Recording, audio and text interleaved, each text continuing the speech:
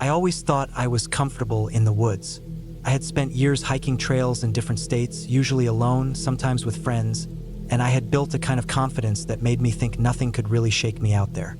I was wrong. What happened to me on one particular hike taught me that even the most ordinary forest can turn against you if the smallest thing goes wrong. Looking back, I realize how easy it is for things to spiral when you let confidence blind you to risk. It was in late September when I decided to go hiking alone on a trail I hadn't done before. The air was cooler that time of year, and the leaves were just beginning to change color. The mornings had that damp chill, and the afternoons warmed up enough to feel comfortable but not hot. It was perfect hiking weather. I had been working long hours, stuck inside for weeks, and I wanted a long day out where I could just push myself and clear my head. I picked a loop trail that was marked at about 18 miles. That was more than I normally did in one day, but I told myself I was ready for it. I packed light, but enough to be safe. I had a backpack with water bottles, a small filter, some trail mix, jerky, energy bars, a lighter, a flashlight, a thin rain jacket, and a folded map I printed from an online hiking forum. My phone had service in town, but I knew once I got deep into the forest, I couldn't count on it. That didn't worry me much. I felt prepared. The first few miles were simple. The trail started near a gravel parking lot and climbed gently through mixed hardwoods. The leaves were turning yellow and orange, and the forest floor was littered with fallen leaves that crunched softly under my boots. The air smelled earthy, like wet soil and pine mixed together. The sky was overcast, but patches of light broke through in spots. I kept a steady pace, moving faster than usual because I wanted to cover as much ground as possible before afternoon. By mile 5, the trail started winding deeper into the hills. The trees grew closer together, the path narrower, and the ground was soft and uneven. I crossed a few small streams, the kind you could step over with one long stride, but they reminded me how easy it would be to lose the trail if I wasn't paying attention. Each crossing had rocks and roots slick with moss, and I had to move carefully to keep from slipping. At mile 7 or so, I reached a ridge. From there, the view opened wide. I could see rolling forested hills stretching miles in every direction, all covered in the colors of early fall. The air was cooler at that height, and I felt the wind tugging at my jacket. It was quiet except for the rustle of leaves. I stopped there, ate some jerky, and drank water. I felt strong. I thought the hardest part was behind me, but the truth was the trail had only just started to show its teeth. The descent from that ridge was steep and rocky. My legs had to work hard to keep balance, and I slowed down. The rocks were loose in spots, and the dirt was soft from old rain. A wrong step could have twisted my ankle. I remember thinking about how far I was from help if something like that happened. That thought sat in my stomach for a while, but I pushed it aside and kept going. By mile 10, the sky had darkened more than I expected. The clouds thickened, and a damp chill ran through the trees. I checked my watch. It was later than I thought. I had been moving slower without realizing it. I should have turned back, but I was halfway through the loop and convinced myself it was smarter to keep going forward than backtrack 10 miles. That choice sealed the rest of my day. The trail on the far side of the loop was different. It wasn't well used. Grass and weeds grew across sections, and fallen branches lay across the path. The blazes on the trees were faint, some worn off completely. I had to stop often to check the map, matching bends in the trail with the lines I'd drawn. I felt uneasy but told myself it was just fatigue. Around mile 12, I noticed how quiet the woods had become. Earlier in the day, I had heard birds, rustling squirrels, even the distant drumming of a woodpecker. But in that part of the forest, it was nothing. No birds, no insects, just silence broken by the sound of my boots. The silence pressed on me in a way I can't explain, like the forest itself was watching. The trail dipped into a low area where the ground turned muddy. My boots sank deep, sucking with each step. I slowed down, careful not to lose footing. That's when I made my first real mistake. I lost sight of the trail. It happened fast. The faint path just sort of disappeared under fallen leaves and mud. I tried circling back, searching for the last blaze I saw, but they all looked the same: thin trees, patches of leaves, nothing that clearly marked the way. I pulled the map out, but it didn't help. The map was too simple, just lines without details. I was in a patch of woods that looked like any other. I told myself to stay calm. I picked what I thought was the right direction and moved forward. After 10 minutes, the ground sloped the wrong way. I knew I had gone off course. I backtracked, then angled another way. My stomach tightened as I realized I had burned nearly 40 minutes and was still unsure where the trail was. The light was fading. I forced myself to keep moving. I thought if I just headed west, I'd eventually cut across the loop again. But the forest didn't make it easy. The ground rose and fell in uneven ridges. Thick brush grabbed at my clothes, and thorn vines scratched my arms. I sweated even though the air was cool, and each breath felt heavier. By the time I admitted I was lost, it was late evening. The sky was turning a deep gray, and the light under the trees grew dim. I pulled out my flashlight. Its thin beam cut through the dark, but it made the shadows look sharper, heavier. I tried to ignore the way the forest seemed to close in around me. I kept walking, stumbling more often now. Roots caught my boots, and branches whipped across my face. My water was running low, and my legs ached. The fear hit me hardest when I realized I hadn't heard a single sound for hours. Not even my own breathing seemed loud enough to break that kind of silence. I thought about stopping to camp, but I hadn't brought a tent or sleeping bag, just a thin emergency blanket. The idea of sitting all night alone in that silence made my chest tight, so I kept walking. At some point, I noticed movement ahead of me. My flashlight caught the shine of something low to the ground. For a second, I thought it was an animal, but when I aimed the beam, it was only an old metal sign, half buried in vines. I brushed the leaves away and saw faint letters. It was a marker for an old service road. Relief washed over me. I thought if I followed it, I'd hit a real road or at least find my way back to the loop. I followed that overgrown road for what felt like hours. My legs dragged, my throat dry, but I pushed on because it was the only direction that felt certain. The road narrowed, then split, then vanished into brush again. I cursed myself for trusting it. My flashlight started dimming, and I shook it to keep it alive. When full darkness hit, I finally stopped. My body was trembling from exhaustion. I found a small rise in the ground, cleared away branches, and spread the emergency blanket. I sat there, pulling my knees up to my chest, listening to the deep silence. Every crack of a branch made me flinch. I thought of all the warnings I had ignored, starting too late, pushing too far, underestimating the trail.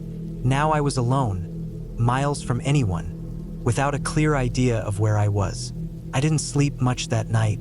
The cold bit through my jacket. My flashlight died completely around midnight. I sat in darkness, shivering, waiting for the sky to lighten again. When dawn finally came, the woods looked different but not safer. Pale light filtered through, and the air was heavy with fog. I stood, stretched my stiff legs, and started walking again. My only plan was to keep moving in one direction until I hit something familiar. The hours dragged. My legs screamed with each step, and my water was nearly gone. The forest seemed endless. At one point, I thought I heard the faint rush of water, and I forced my body toward it. After pushing through thick brush, I found a stream. I knelt, hands shaking, and drank straight from it before remembering the filter in my pack. The water was icy, but it kept me going. Following the stream became my new plan. Water usually led somewhere, maybe to a bigger river, maybe near a road. I walked beside it for miles, slipping on wet rocks, brushing through low branches, until I finally saw something that made my heart lift. A broken wooden bridge stretched across the stream, old and rotting, but still there, and next to it, a faint trail cut into the trees. I forced my legs to carry me onto that trail. The path was narrow but clear enough to follow. I walked it for what felt like forever, and just when I thought it was another dead end, I saw the glint of something metal through the trees. It was a guardrail. When I stumbled out of the woods and onto the edge of a cracked asphalt road, I almost cried. My legs nearly gave out, but I made myself walk until I saw the shape of a parked car in the distance. A man was fishing at a small pull-off near a lake, and when he saw me, he froze, probably startled by the sight of me stumbling out of the woods. scratched, filth.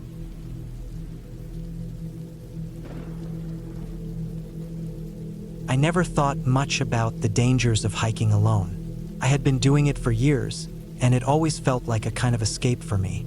It was something I did when life felt heavy, when the noise of the city was too much, or when I needed to push my body hard enough to quiet my head. That was how I ended up on a trail I hadn't researched properly, carrying less than I should have, convinced that a long day in the mountains would clear my mind. What happened instead stayed with me longer than I ever imagined, burned into my memory in a way I can't shake. I picked a stretch of trail in early September, the kind of time when summer is fading but the mountains are still holding on to warm days. The mornings were cool and the nights dropped cold, but the middle of the day could still be hot. I told myself I would start early, hike hard, and finish before dark. I only carried a small pack, a couple bottles of water, a granola bar, a protein bar, a knife, a flashlight, and a thin jacket tied around the straps. I didn't bring a proper map. I didn't bring extra food. I didn't bring a first aid kit. I didn't even tell anyone exactly where I was going. The start of the hike felt easy. The trail climbed gently at first, weaving through tall pine trees. The ground was dry, with scattered roots sticking out where the dirt had been worn down by boots over the years. The air smelled sharp, like resin and dust. The morning light pushed through the trees in long golden lines, and every step crunched with pine needles. My legs felt good, and I moved quickly, breathing in deep, trying to burn off the restless energy I had carried all week. After about an hour, the trail steepened, cut up through switchbacks, with the trees thinning until I could see more of the sky. The sun was higher now, and I started to sweat. My shirt clung to my back, and I had to stop once or twice to drink from my water bottle. I didn't think much about it. I always pushed through the burn in my legs, and I liked the way the higher air felt in my chest. At the top of the switchbacks, the trail leveled out along a narrow ridge. To my left, the ground dropped steeply into a valley, with a creek glinting far below. To my right, the land rose up into jagged rock, gray and sharp, with little patches of green where small trees had found space to grow. I followed the ridge for a while, careful with my steps, and felt a kind of thrill in my stomach. It was the sort of place where one mistake could mean a long fall, but the view stretched wide and endless. I kept moving, my boots scuffing on loose gravel. I told myself I would stop and eat the granola bar once I reached the next bend. That bend took longer than I thought. The trail narrowed even more, the ground slanting just enough to make me feel unsteady. At one point, I had to grab the rock wall beside me to steady myself, my palms scraping rough stone. I pulled my hand back to see a thin line of blood, but I wiped it on my pants and kept going. After a while, the trail dipped back into trees, and I felt a little safer. The shade cooled me, and I finally sat on a fallen log to eat. My shirt was damp, and when I leaned back, I could feel the sweat cooling fast against my skin. I chewed slowly, staring at the dirt, trying to measure how far I had come. That was when I realized I had no real idea how long this trail was or where it actually led. Still, I wasn't worried yet. I stood up, brushed crumbs from my hands, and kept walking. The trail wound through the woods, steady but climbing. The trees thinned again, and I stepped out into an open slope covered in loose rock and thin, scrubby plants. The sun was hot on my neck now, and I could feel the sting of salt on my skin. My water was more than half gone, and I thought about turning around, but I didn't. I told myself I would push to the top of the ridge ahead, get a view, and then decide. The climb was harder than it looked. The rocks shifted under my boots, sliding and clattering down the slope. My calves burned, and I had to stop often, leaning on my knees, gasping for air. By the time I reached the top, my legs felt shaky. I pulled out my second water bottle and drank too much, too fast. The cold water was sharp in my stomach, but it felt good going down. From the ridge, I could see another valley spread out below. It looked endless, filled with more trees, more ridges, and no sign of roads or houses. For the first time, a kind of unease sank into me. I couldn't see where the trail led next, and I had already come far enough that I couldn't spot the place where I had started. It was just mountains in every direction. I told myself it was fine, that trails always connected somewhere, that I would find my way back. I started down the other side of the ridge, the path cutting steeply through gravel and thin dirt. My knees shook with every step. At one point I slipped, my boot skidding, and I landed hard on my hip. Pain shot up my side, but I managed to stop myself from sliding too far. I sat there for a moment, the sun glaring overhead, dust sticking to my skin, and I wondered if I should have turned back earlier. I kept moving, though. I didn't want to admit I had made a mistake. The trail at the bottom of the slope grew faint. The dirt was broken by patches of grass and scattered rock, and at times I wasn't sure if I was following the right way. I scanned for signs of other hikers, footprints or trash, but I saw nothing. Felt like no one had been here in weeks. My water was almost gone now, and the unease in me grew heavier. I tried to ration what was left, but the heat pressed down, and my tongue felt dry against my teeth. I walked slower, my throat tightening. At one point, I thought I heard water, a faint trickle, and I pushed off the trail toward the sound. I scrambled over rocks, brushed through bushes, but found nothing, just the wind moving through branches. The disappointment hit me like a weight. I climbed back to the trail and kept going, but my legs felt heavier with every step. The sun slid lower, turning the light more orange, and I realized the day was slipping away faster than I thought. I had no real plan for if it got dark. My flashlight was small, and I hadn't tested the batteries in months. The idea of being stuck out here in the dark made my chest tighten. As I moved, I kept glancing at the shadows, longer now, stretching across the ground. The trail twisted through thick brush, the branches catching on my clothes, scratching at my arms. At one point I thought I saw a clearing ahead, but when I pushed through, it was just more trees, thicker and darker. I sat down on a rock, breathing hard, and pulled the last of my water. I tilted the bottle, shaking it, but only a few drops came out. They hit my tongue and disappeared, leaving me thirstier than before. I knew then that I had to turn around. My body was already weak, and I had no more water. If I kept going, I might not have the strength to climb back. I stood up, my legs trembling, and tried to trace the trail backward. That was when I realized how bad it really was. The path behind me wasn't clear anymore. It broke off into faint lines in the dirt, some leading one way, some another. I walked a short distance, then stopped, staring, unsure which way I had come from. My chest tightened. My skin prickled cold despite the heat, and I felt the first sharp edge of panic. I forced myself to breathe slow. I turned in a circle, scanning the trees, trying to remember landmarks. But everything looked the same. Gray trunks, green brush, dry dirt. I picked what I thought was the right direction and started walking fast, almost jogging. But after 10 minutes I came to a steep drop I didn't remember. My stomach sank. I had gone the wrong way. I backtracked, searching, but the more I moved, the less sure I was. My legs shook harder, and my throat felt raw.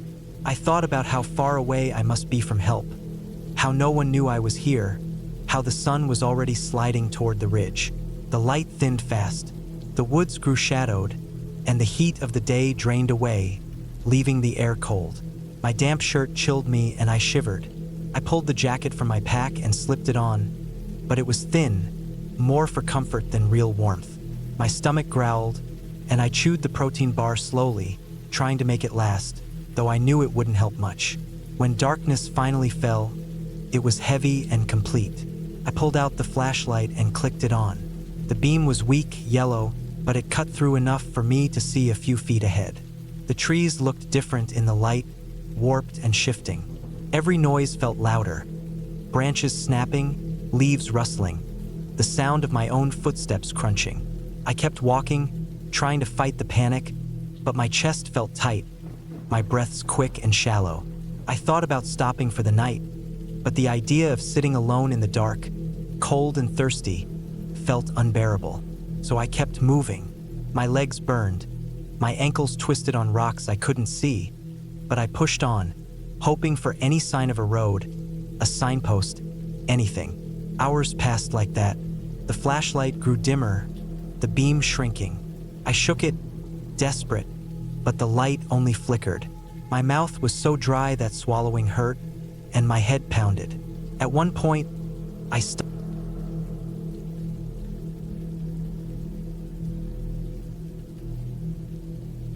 had been hiking for years, but I had never felt fear the way I did on that one trip. I always thought I was careful. I studied maps before setting out, packed enough food and water, carried a first aid kit, a headlamp, a compass, and even a backup battery for my phone. I always told myself that being prepared was what made the difference between a good trip and a dangerous one. But preparation only went so far. Sometimes things still went wrong, and when they did, it was nothing like the stories you read online where everything is wrapped up neatly in a few sentences. It was slow, it was messy, and it was terrifying in ways I still can't fully explain without feeling my heart pound. I had chosen a long trail in late September. The area was known for its views. Rolling mountains covered in thick trees, streams that twisted through valleys, and wide open stretches that looked out over endless ridges. I wanted the peace that came with being out there, the kind of quiet you couldn't find in towns or even in your own backyard. My plan was to do a 3-day solo hike, looping back to my car by the end. I checked the weather and it looked fine. The nights were expected to be chilly, but nothing unusual. I packed layers, extra socks, a tarp, and everything else I thought I might need. The first morning was perfect. The air was cool and damp with fog when I started. My boots sank into soft dirt as I made my way along the trailhead. Birds moved through the trees, and the sound of water ran faintly from somewhere nearby. I felt good, my pack sitting steady on my back, and I moved at a pace that made me feel like I had all the time in the world. The trail wound up and down, twisting between trees that still held onto some green leaves but had started showing patches of yellow and orange. I stopped often, partly to drink water and partly just to look around and take it all in. There was a strange comfort in knowing nobody else was around. I didn't see another hiker the entire day. By the afternoon, I reached a ridge that opened wide. I could see the forest stretched out in all directions, ridges stacked one after another, fading into a blue haze in the distance. I ate lunch there, sitting on a flat rock, watching the clouds drift. When I stood up again, I felt light and full of energy. I thought about how good it felt to be alone with nothing but trees and the sound of wind. That night, I set up camp in a small clearing not far from a stream. I filtered water, cooked a simple meal on my small stove, and crawled into my sleeping bag early. The ground was firm, the air smelled damp, and I felt completely safe. When I woke the next morning, though, everything started to shift. The second day was supposed to be my longest stretch, almost 15 miles before I made camp again. I started early, just after the first light broke through the trees. At first, the trail was easy to follow. It was narrow but clear, packed dirt with occasional markers nailed to trees. But after a few miles, things started changing. The markers became fewer. The path itself seemed less worn, like fewer people had walked it in recent months. Grass and brush grew close to the edges. I hesitated a little, but my map said I was still on track. So I kept going. The deeper I went, the quieter everything became. The birds that had been so active the day before seemed absent. The only sound was the crunch of my boots and the steady hum of insects. The trail narrowed even more, twisting through thick clusters of trees. Sometimes I had to duck under low branches or step over fallen logs. My pace slowed. I checked my map often, tracing the line with my finger, but maps never tell you how overgrown something might get. I told myself it was fine. I'd seen trails look rough before. They always smoothed out eventually, but hours passed and the trail only seemed to get worse. At one point, I reached a section where a landslide had torn across the path. Dirt and rocks spilled down the slope, trees tilted at odd angles, and I couldn't even see where the trail continued on the other side. I climbed carefully over it, boots slipping against loose soil, my pack throwing me off balance.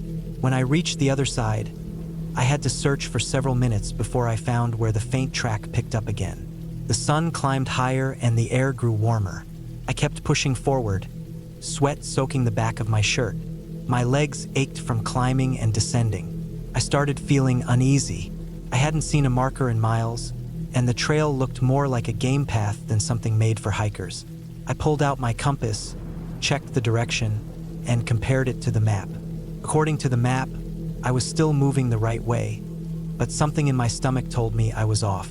By late afternoon, my unease had turned to worry. The trail disappeared completely into a tangle of brush and fallen trees. I searched in wide circles, hoping to pick it up again, but nothing looked like a real path. My phone had no signal. I stood still for a long time, breathing hard, trying to think. I told myself not to panic. I still had hours of daylight left. I had food, water, and shelter. People always said the worst thing you could do was panic and rush. I decided to backtrack. It seemed like the safest option. I followed my own boot prints as best as I could, looking for where the trail had been clearer. But after just a short distance, I lost them in the hard-packed ground and scattered leaves. I turned in circles, staring at the forest around me, trying to match it to my memory. Everything looked the same: trunks, branches, brush, shadows. The more I stared, the more I realized I had no idea which way I had come from. The sun slipped lower. The light through the trees turned orange. I felt panic rising fast in my chest. I forced myself to stop moving. I set down my pack, drank water slowly, and told myself I needed to stay calm. I looked at the map again, but without a clear trail under my feet, it was useless. My compass pointed north, but north didn't tell me where the loop trail actually was. The forest stretched in every direction with no sign of human presence. I knew I couldn't keep wandering aimlessly. That was how people wasted energy and got hurt. I decided I'd make camp right where I was. I cleared a small space between trees, set up my tarp, and got my stove going. I ate quickly, but I couldn't taste much. My stomach was knotted too tight. As the light drained from the sky, the forest filled with sounds I had ignored before. The clicking of insects, the rustle of small animals in the leaves, the creaking of branches above me. Every sound made me twitch. I turned my headlamp on and kept it close, but the circle of light only showed me more trees and more darkness. Sleep barely came. I lay awake, listening, imagining footsteps that weren't there, imagining shapes moving beyond the tarp. I must have drifted off at some point, because when I opened my eyes again, the light was pale and gray. Morning. I sat up stiffly, my throat dry. The woods looked less threatening in daylight, but the fear from the night didn't leave. That third day was a blur of effort and dread. I packed up quickly and started moving in what I thought was the right direction. I told myself if I just kept heading west, I'd eventually cross a road or a marked trail. The map showed a highway a few miles that way. I tried to keep my bearings with the compass, checking it constantly, but the terrain was rough. Hills forced me to go around, streams twisted unexpectedly, and thick brush slowed me to a crawl. Each time I adjusted my path, I wondered if I was drifting too far from the direction I needed. Hours passed. I drank more water than I meant to, trying to ease the dry panic in my throat. I had enough food for several more days, but the thought of being lost that long made my chest feel heavy. The sun climbed higher and heat pressed down. I tripped several times, catching myself on roots and rocks. My legs were scratched from pushing through branches.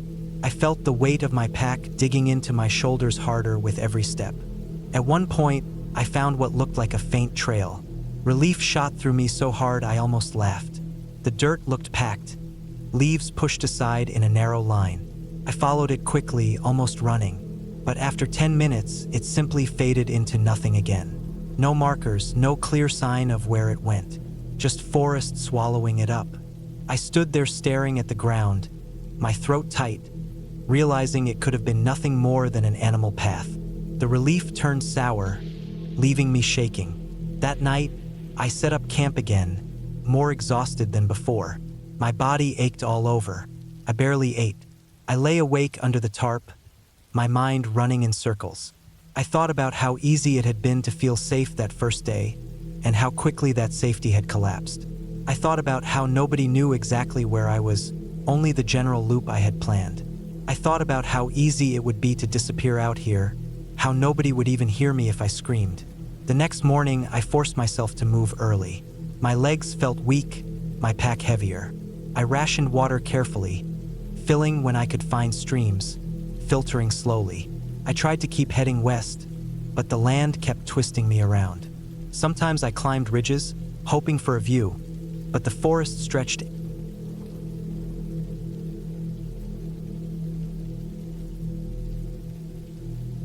I always liked hiking alone. There was something about walking for hours with nothing but the sound of my boots pressing into the dirt and the rhythm of my breathing that made me feel clear-headed. I never thought of myself as careless, but I also wasn't one of those people who studied every map and carried every piece of gear possible. I packed enough food, enough water, and the basics for safety, but I wasn't obsessive about it. That way of thinking nearly ruined me one summer when I decided to take on a long trail in a part of the mountains I didn't know well. It started as a normal plan. I wanted to push myself further than usual, so I drove out early one morning to a range that wasn't too far from home but far enough to feel new. I had read online about a long, underused trail that cut across the side of a ridge and looped around back toward a small lake. The reviews had said it wasn't very popular, which to me was a good thing. I never cared for crowded trails. I liked silence. The parking area was just a dirt pull-off with space for maybe 4 or 5 cars. Mine was the only one there. That already gave me a strange feeling, but I brushed it off. I told myself it was perfect. More room, no people, no noise. The trail marker was half hidden by tall grass, the wooden sign old and faded, but it still pointed the way. I locked my car, adjusted the straps on my backpack, and started walking. The first mile felt easy. The path cut through thick woods, the ground soft with fallen leaves. The air was warm but not too hot, with a damp smell that came from rain the night before. I could hear drops falling from branches now and then, pattering onto the ground. My boots sunk slightly into patches of mud, but it wasn't bad enough to slow me down. I kept a steady pace, breathing deep and feeling my body fall into the rhythm I always loved. Every now and then I looked up at the trees above, tall and close together, letting only thin rays of light through. It was quiet enough that I could hear the beating of my own heart when I stopped. About 2 miles in, I noticed the trail wasn't as clear. The path grew narrower, the weeds and tall grass leaning into it as if no one had walked through in weeks. Branches stuck out at angles, some slapping against my legs as I passed. I used a stick I'd picked up to push some of them aside. It didn't bother me much, but it was clear this wasn't a trail people cared for. I checked my watch after a while. I had been walking nearly an hour. I thought I should have seen some sign by then. Another marker, a split, something. But the path just kept winding deeper into the woods. The silence was heavier there. I kept moving, though, because I didn't feel worried yet. Eventually, the trail sloped upward. It grew steeper, the dirt drier, sliding a little under my boots as I climbed. I stopped for water, wiping sweat from my forehead. The trees grew thinner as I rose higher, giving me short glimpses of the ridge ahead. I could see patches of sunlight hitting rocks up above. I pushed on, thinking the lake would probably be visible from up there. But when I reached the top of the slope, there was no lake, no ridge trail. The path just kept going. It bent left, wrapped around boulders, and disappeared again into another wall of trees. My legs already ached from the climb, but I told myself it was fine. The reviews had said it was a long loop. I figured I just had to keep moving until it started to bend back. I hiked for another hour without stopping, but something felt wrong. The trail looked less and less like a real trail. The dirt was covered with dead leaves, sticks, and rocks, almost like no one had cleared it in years. In some spots, it was hard to even tell if I was on the path anymore. I had to watch carefully for signs of where the ground was slightly pressed down, trying to follow that. At one point, I thought about turning back, but I didn't. I told myself it was all part of the adventure. I didn't like the idea of quitting halfway. That was the thought that would nearly get me trapped. The woods grew darker even though it was still midday. The canopy overhead was so thick that sunlight barely touched the ground. I walked slower, trying to listen. The silence had a weight to it. It wasn't peaceful anymore. It felt like the forest was holding its breath. After another half mile, I stopped. Ahead of me, the trail split, but not in a normal way. There were 2 faint paths, both overgrown, both looking equally unused. No markers, no signs, just two options into thicker trees. I stood there, sweating, trying to think. I had no cell signal. I had no map because I thought I wouldn't need one for what was supposed to be a loop. I decided to go left. I don't know why. It just felt slightly more open. The left trail was worse. Within minutes, it narrowed so much that branches scratched at my arms and face. My shirt caught on thorns. My boots slid on loose dirt. It didn't feel like a hiking trail anymore. It felt like I was pushing into the woods where no one had walked for years. I kept looking back over my shoulder, realizing that the way I came in didn't even look like a clear path anymore. The forest was swallowing everything behind me. I pushed forward until I came to a clearing. It was small, just a patch of flat ground surrounded by rocks and tall grass. The trail seemed to end there. I turned in circles, looking for where it picked up again, but I couldn't see it. There was no way forward, no way that was clear. That was the first time I felt panic hit me hard. My chest tightened. My throat felt dry even though I had water. I realized I was lost. I dropped my pack, pulled out my bottle, and sat down on a rock. I tried to breathe slowly, but the forest felt too close. The stillness pressed in on me. My hands shook as I took a drink. I told myself I had two choices: go back the way I came or try the right path at the split. I decided to backtrack. That seemed safest. I stood, slung my pack on, and started back. But within 5 minutes, I knew something was wrong. I couldn't find the split. I couldn't even find where the path had been. Everything looked the same. Trees, rocks, grass. No sign of pressed dirt. No sign of footprints. I walked in circles, my boots crunching leaves. I marked a tree with my stick, then walked further, only to find myself looping back to the same spot. My breathing grew fast. My shirt clung to me with sweat. The forest was a maze. Every direction looked the same. I kept walking, hoping to find something familiar, but I didn't. Hours passed. My legs burned. My throat was raw from drinking too little because I wanted to save water. By the time the sun began to drop, I was still lost. The woods turned darker. The air grew cooler. Insects buzzed louder around me. I had no choice but to stop. I found a small rise of ground, cleared leaves, and sat down. I ate a protein bar slowly, sipping water. I could feel my heartbeat echo in my ears. Night in the forest without shelter is different. Every sound cuts sharp. Every shadow feels alive. I tried to rest, leaning back against my pack, but my eyes shot open at every crack of a branch, every rustle of leaves. My hands stayed tight on the stick I had been carrying. The ground was hard, my body ached, and sleep never came. I sat in the dark for hours, fighting panic, waiting for daylight. When morning came, I forced myself to move again. My plan was simple: walk downhill. I knew that streams, roads, and people usually stayed lower. If I followed the slope long enough, I had to find something. I started down. The slope grew steep, and I slid on loose dirt, grabbing branches to steady myself. My legs shook from the effort. The sun rose higher, but the forest was so thick it felt dim all day. By noon, I was exhausted. I stumbled into a ravine, narrow and damp, with walls of stone rising around me. At the bottom was a trickle of water running over rocks. Relief washed over me. I knelt, refilled my bottle, and drank deeply. The cold water felt like life itself. I decided to follow the stream. Water had to lead somewhere. I walked beside it for hours, stepping over roots and rocks, ducking under fallen logs. My shoulders ached under the weight of my pack. My stomach growled, but I rationed what little food I had left. As the day went on, the ravine grew deeper. The walls rose higher, narrowing the sky above into a thin strip of light. The stream gurgled louder, sometimes pooling into dark water I had to wade through. By evening, I realized I had trapped myself. The ravine walls grew too steep to climb.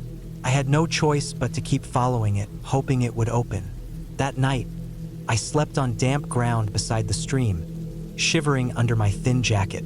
I dreamed of roads, of headlights, of people, only to wake and hear nothing but water and insects. The next day, I kept moving.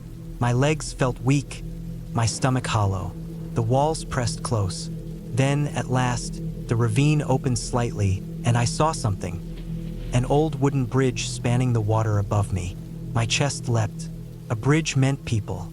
A bridge meant a road.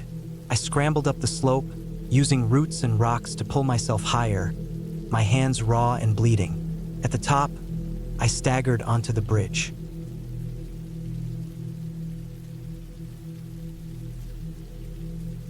I have always loved hiking. For years, it was the one thing that kept me grounded whenever life felt heavy. The feeling of being deep in the woods or high up in the mountains made me feel like I was far away from everything that stressed me. It wasn't about the challenge as much as it was about the silence, the stillness, and the sense that for a little while the world around me stopped moving so fast. I was 31 when I planned the hike that changed how I thought about the outdoors forever. It was early September, and the heat of summer was finally fading. I had been looking at a trail in a national forest a few hours from where I lived. The trail wasn't popular like the tourist-heavy ones. It was narrow, steep in parts, and had been described as lightly maintained on a few websites. That was exactly what I wanted. I had grown tired of wide paths packed with joggers, bikers, and people blasting music on portable speakers. I wanted something raw, something that would make me feel like I was truly out in the middle of nowhere. The plan was simple. I would start early in the morning, hike a long loop that cut through ridges and valleys, and then circle back before nightfall. I packed the usual gear: a backpack with food, extra water, a first aid kit, flashlight, knife, rain jacket, and a paper map since phone reception was known to be poor. I was careful but not overly cautious. I had hiked alone dozens of times before, and I trusted myself to handle being in the woods. The drive out was quiet. A thin mist clung to the trees along the two-lane road that wound deeper into the forest.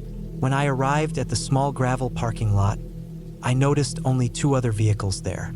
That comforted me a little, knowing there would be others out there, but not so many that it would feel crowded. The sun was just breaking through the mist, giving the woods a pale gold glow. The first part of the trail was wide enough that I could move quickly. The crunch of gravel under my boots and the rhythm of my breathing were the only sounds. The deeper I went, the more the world seemed to swallow me. The air cooled, shadows thickened, and the canopy closed above. I felt that familiar peace I always chased when I hiked. After about an hour, the path narrowed. The trees pressed closer together, and roots began to crisscross the trail. This was the part one had been looking forward to, the less traveled section. I moved carefully, taking my time. The forest floor was damp, covered in moss and leaves, and the smell of wet soil was strong. By mid-morning, I reached a ridge. From there, I could see rolling hills stretching far into the distance, all blanketed with thick forest. It was beautiful. I sat down, ate a granola bar, and drank some water. Everything felt perfect. But things began to change not long after I left the ridge. The trail was supposed to form a loop, but I reached a fork that wasn't marked on the map. One path looked somewhat traveled, though still overgrown, while the other was little more than a faint line of trampled grass disappearing into the trees. I hesitated. The guide I'd read said the trail wasn't well maintained, so maybe this was just part of the loop that had faded. I chose the fainter path, thinking it would connect back eventually. At first it seemed fine. The ground was firm, and I saw old blazes on a few trees, faded but visible. I told myself I was still on the right track. But as I continued, the blazes disappeared. The ground grew softer, muddier. The trail, if it could still be called that, wound downhill into darker woods. I thought about turning back, but I hated the idea of losing progress. I kept walking, assuming I would eventually reconnect with the main loop. The forest grew thicker around me. The sounds changed too. Instead of birds and insects, there was a deeper silence, broken only by the occasional snap of a twig somewhere unseen. After another hour, I realized I had made a mistake. I pulled out my map, trying to find where I was, but without landmarks it was useless. My compass showed I was heading southeast, though I couldn't tell if that was toward or away from the loop. The smart choice would have been to retrace my steps, but the path behind me was fading, swallowed up by undergrowth. I pushed forward, trying to find clearer ground. The sun climbed higher, but the canopy blocked most of the light. I began to feel uneasy. The woods looked the same in every direction. My boots sank into patches of mud, and mosquitoes swarmed around my arms and neck. Sweat dripped down my back, and my pack felt heavier with each step. By afternoon, the uneasy feeling grew sharper. I heard something behind me. At first it was faint, just a rustle, like an animal moving through leaves. I froze, listening. It stopped. I kept walking, slower now, ears tuned to every sound. A few minutes later, I heard it again. Branches cracking, footsteps that matched mine too closely. My chest tightened. I turned quickly, scanning the trees. Nothing, just shadows and trunks stacked one after another. I waited, heart pounding, then forced myself to keep moving. Animals follow people sometimes, I told myself. Maybe a deer, maybe nothing. The trail, if it could still be called that, led into a steep ravine. The descent was rough. I had to grab roots and rocks to steady myself. At the bottom was a stream, shallow but wide. I knelt to refill my bottle with the filter I carried. That's when I noticed it, impressions in the mud on the opposite bank. They looked like boot prints, fresh. For a moment, relief washed over me. It meant someone else had been here, but then dread replaced it. Whoever it was, they were off-trail like me. And the prints weren't heading away. They were angled as if they had been watching the stream from the very spot I was standing. I hurried across and kept going, pushing deeper into the woods. My sense of direction unraveled. The sun dipped lower, turning the light into dim streaks between trees. I checked my watch. It was later than I thought. I needed to find a way back to the main trail before nightfall, but the forest stretched endlessly. As the light faded, the noises behind me returned. This time they were clearer, definite footsteps, heavy and deliberate. I quickened my pace, but the sounds matched me. I broke into a near run, branches whipping my arms, mud sucking at my boots. When I finally stopped, gasping, the forest was silent again. I forced myself to calm down. Running blindly was dangerous. I needed to think. I scanned the trees and found a spot where the ground rose sharply. Climbing it would give me a better view. It took all my energy, but when I reached the top, I could see faint light to the west, the last of the sun. If I kept moving that way, maybe I'd hit a road or the main trail. I stumbled downhill, pushing through brush. My legs ached. My shoulders burned from the weight of my pack. And always, in the back of my mind, I felt that presence. Someone or something was out there, moving when I moved, stopping when I stopped. Night fell fast under the canopy. I pulled out my flashlight, its narrow beam cutting through the dark. The forest seemed to close in tighter, the silence heavier. Every few minutes I spun around, light sweeping over trees, expecting to see eyes staring back. I thought about setting up camp, but the idea of stopping, of making myself an easy target, terrified me. I kept walking. The ground grew uneven, littered with rocks and roots. My flashlight beam caught glimpses of more prints in the mud, boots, always boots, never animals. Hours dragged by. My body begged for rest, but fear kept me moving. Around midnight, I found a fallen tree and crouched behind it, trying to catch my breath. The forest was so dark that even with the flashlight, I could only see a few feet ahead. Then I heard it again, the slow crunch of footsteps. This time closer, much closer. I killed my light, heart hammering, and pressed myself flat against the log. The footsteps drew nearer, steady, unhurried. My mouth went dry. I could hear my own heartbeat in my ears. Then they stopped, just on the other side of the log. The silence stretched. I didn't move. I barely breathed. Minutes passed, or maybe seconds, I couldn't tell. Finally, the sound of retreating steps faded into the distance. I stayed frozen long after they were gone, afraid to move. When I finally dared to stand, my legs shook. I turned my light back on and forced myself forward. I had to get out. I didn't care where, as long as it wasn't here. Sometime before dawn, I stumbled onto a narrow dirt road. Relief hit me so hard I nearly collapsed.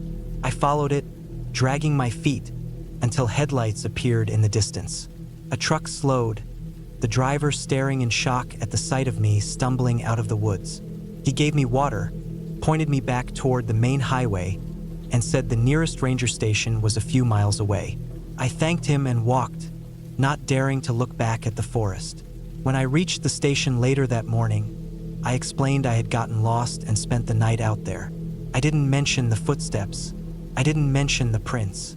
Couldn't. Part of me was afraid they wouldn't believe me, and part of me didn't want to relive it out loud. But I know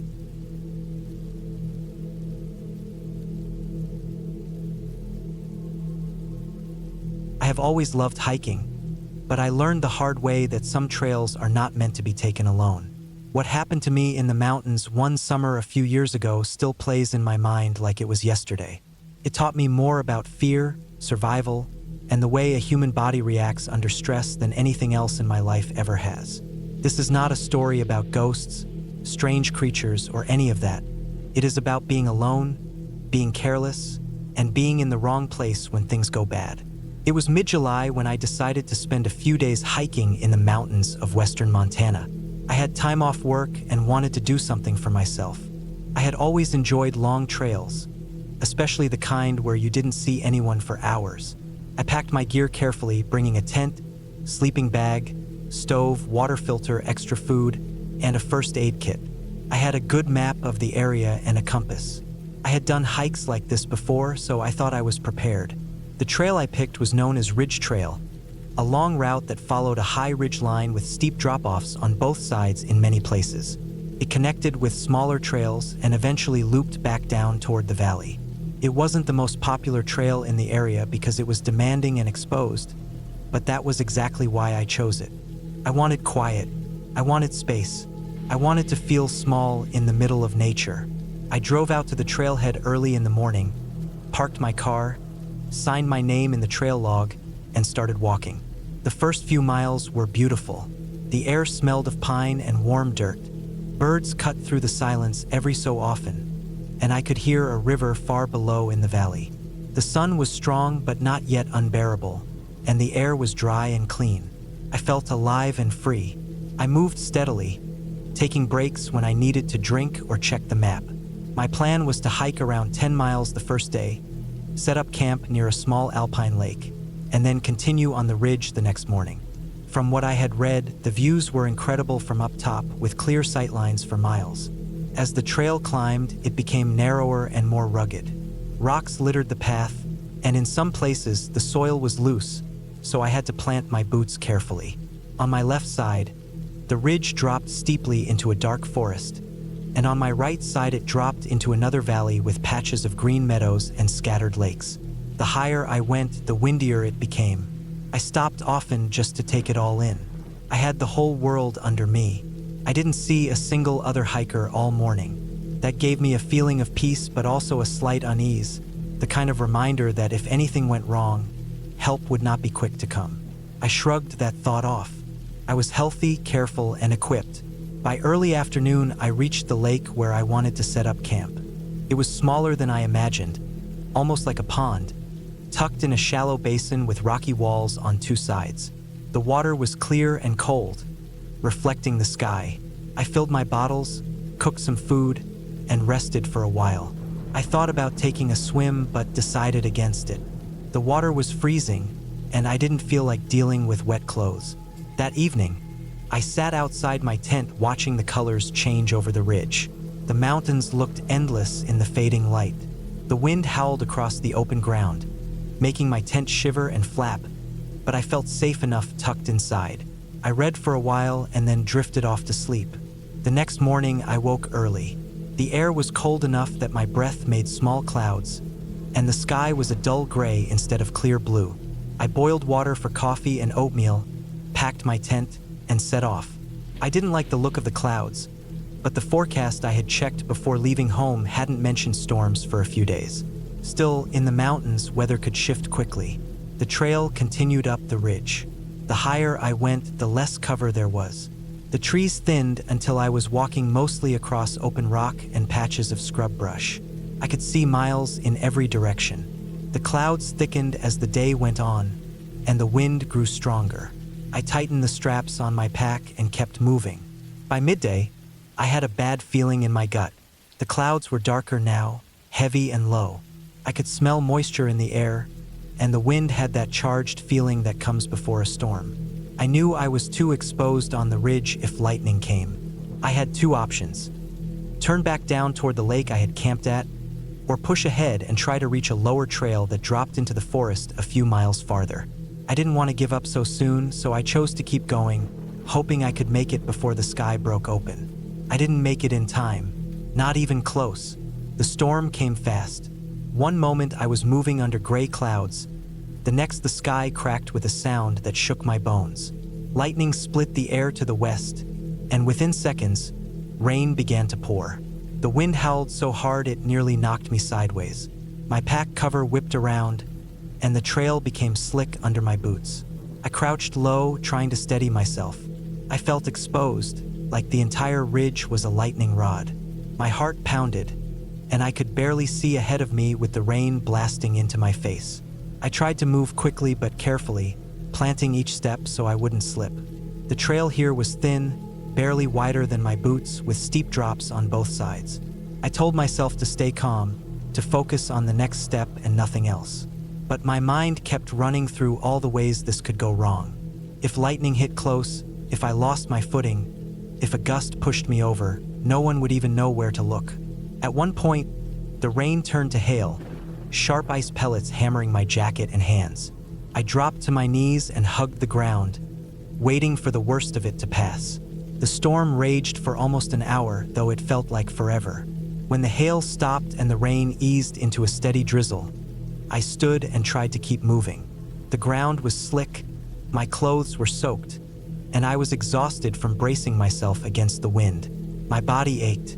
That's when it happened. I stepped on a wet rock, my boots slipped, and before I could catch myself, I slammed down hard. My leg twisted underneath me at an unnatural angle, and pain shot through me so strong I nearly blacked out. I grabbed at the ground, gasping, trying not to scream even though no one was around to hear me. I lay there for several minutes, clutching my leg, waiting for the shock to ease. When I finally tried to move, the pain flared so sharp I knew something was wrong. My ankle was swelling fast, and I couldn't put weight on it without nearly passing out.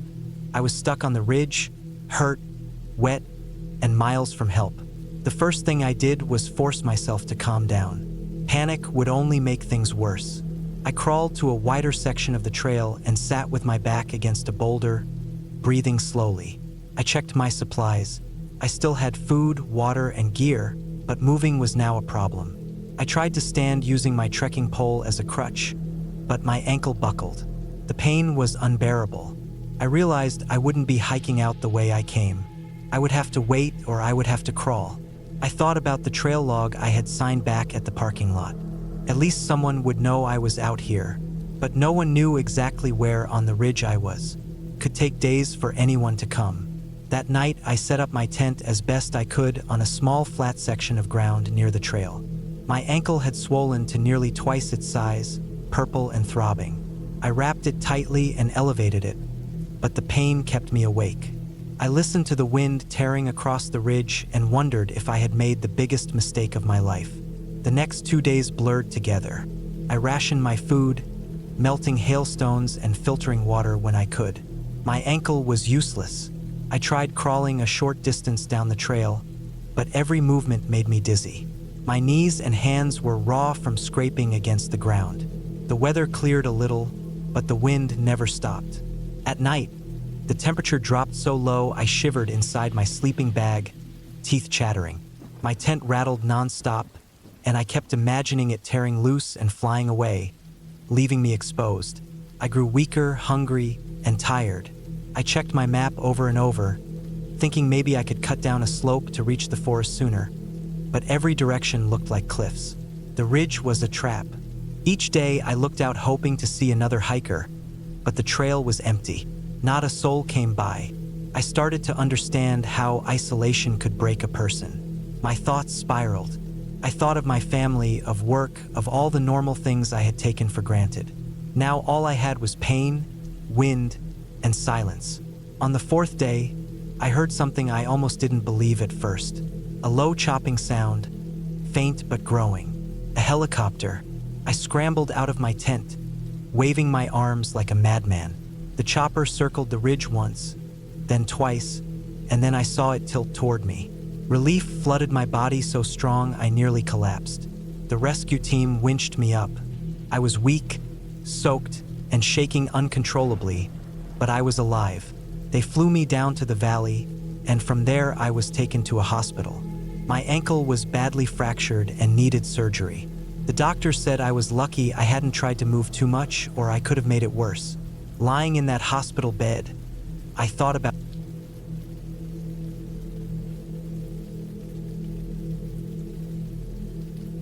I have always loved being outside.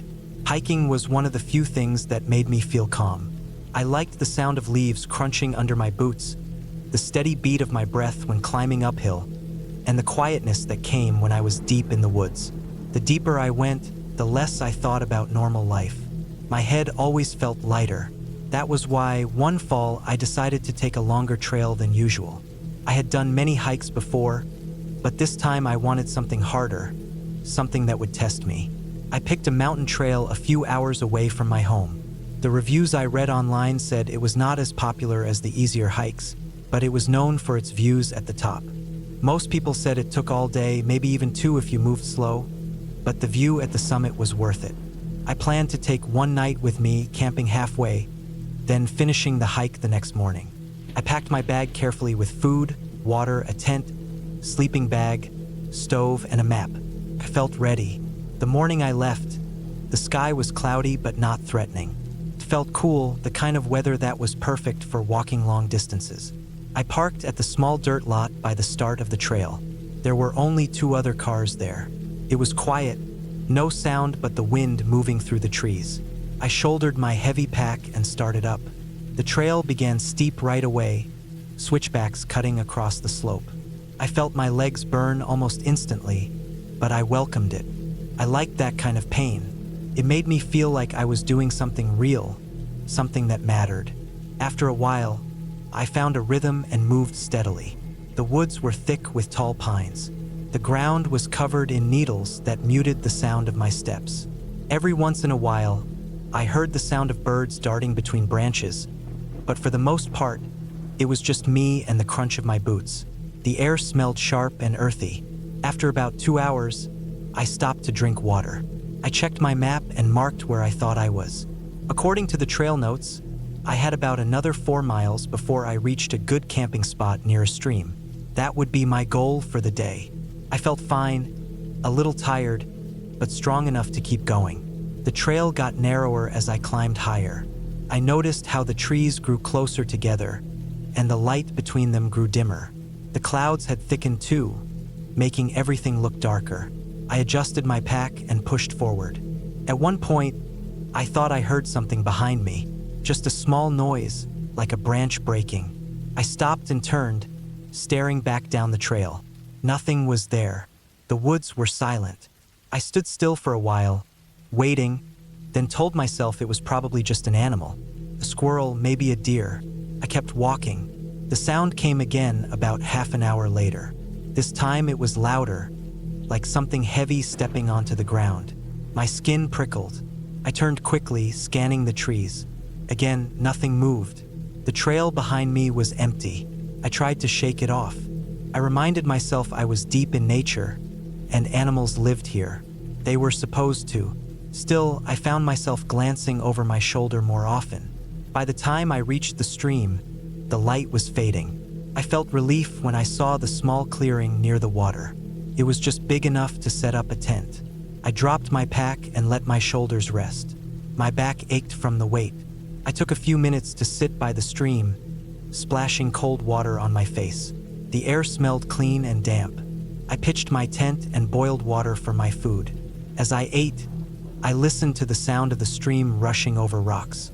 It was peaceful, but I couldn't shake the thought of those noises I had heard earlier. I told myself again that it had to be an animal. Bears were rare in this region, but deer were everywhere. That made sense. When the sun dropped completely, the woods grew very dark. I crawled into my tent, zipped the door shut, and laid in my sleeping bag. I listened to the sounds of the night, the stream, the wind, the occasional creak of a tree. I dozed off after a while. Somewhere in the night, I woke up. I didn't know why at first. I lay still, staring into the darkness of the tent. Then I heard it, a sound just outside. It wasn't the stream or the wind. It was movement, slow, careful steps pressing onto the ground. They circled near my tent. My chest tightened. I held my breath and stayed perfectly still. The steps were heavy, not like the small, quick sound of an animal. They were deliberate, slow, as if whoever was out there was trying not to make noise. I gripped the small knife I kept by my side. My ears strained in the dark. The steps stopped right outside the tent. My heart pounded so hard I thought it would burst. I waited for the zipper to move, for the tent to shake, but nothing happened. After what felt like forever, the steps moved away. I lay there frozen, afraid to move. The night dragged on, each sound magnified. Eventually, exhaustion pulled me back into shallow sleep, though it was restless and broken. When dawn came, I crawled out of the tent and looked around. Nothing seemed disturbed. The ground near my tent looked normal, just leaves and dirt. No footprints, no broken branches. For a second, I wondered if I had imagined it. But deep down, I knew I hadn't. I ate a quick breakfast and packed up. I didn't want to linger. The sooner I reached the summit, the sooner I could start heading back down the other side. I pushed myself hard that morning, moving faster than usual. The trail grew steeper, winding up exposed rock. The trees thinned, giving way to patches of scrub and loose stone. My legs ached with every step, but I kept climbing. I glanced back often, scanning the trail below. Each time it was empty. Around midday, clouds rolled in heavier. A chill wind picked up, carrying the smell of rain. I knew I had to hurry. Storms at high elevation could be dangerous. The trail was slick in places, and I had to grab onto rocks to keep from slipping. At one point, as I rounded a bend, I froze. Far down the trail, almost hidden in the trees, I saw movement. A shape, human-shaped. It stood still just far enough that I couldn't make out details. My stomach dropped. I blinked and looked again, but the shape was gone. The trail below was empty. I felt my skin crawl. I told myself it could have been another hiker, maybe heading up. But why would they stand so still, then vanish? I forced myself to keep moving. Every instinct screamed at me to hurry. My boots slammed the trail. My breath came hard. The summit felt impossibly far, but I didn't stop. Finally, by late afternoon, I reached the top. The view stretched for miles, mountains rolling in every direction. Under other circumstances, I would have admired it, but I couldn't. My eyes kept darting back to the trail I had just climbed. I saw no one. The wind howled at the summit, whipping my jacket. I knew I couldn't camp there. It was too exposed. I had to get down to the other side before dark. The descent was worse. The trail was narrow and wet from the drizzle that had begun. My legs shook from fatigue. The woods closed in again as I lost elevation. Shadows lengthened as the light faded. That was when I heard it again. Behind me, a step, then another. Slow, steady, following. I didn't turn this time. I just walked faster. My chest burned. My legs screamed, but I kept going. The sound followed, never hurrying, just matching me. I reached a junction where the trail split. According to the map, both led back down, but one was longer. I chose the shorter one, hoping to reach the base before night. I almost ran, stumbling over rocks. The forest grew darker. My headlamp barely pierced the black. Every sound around me felt closer, heavier. The steps behind me never stopped. Finally, after hours, I saw the faint outline of the parking lot through the trees. Relief flooded me. My car was still there, waiting. I burst out of the woods and practically ran to it. My hands shook as I unlocked the door and threw my pack inside. I started the engine, slammed it into gear, and drove off the dirt lot without looking back. As I pulled onto the main road, I glanced once into the mirror. The trailhead was empty, just a dark gap between trees. But I knew I hadn't been alone up there. I never hiked that mountain again.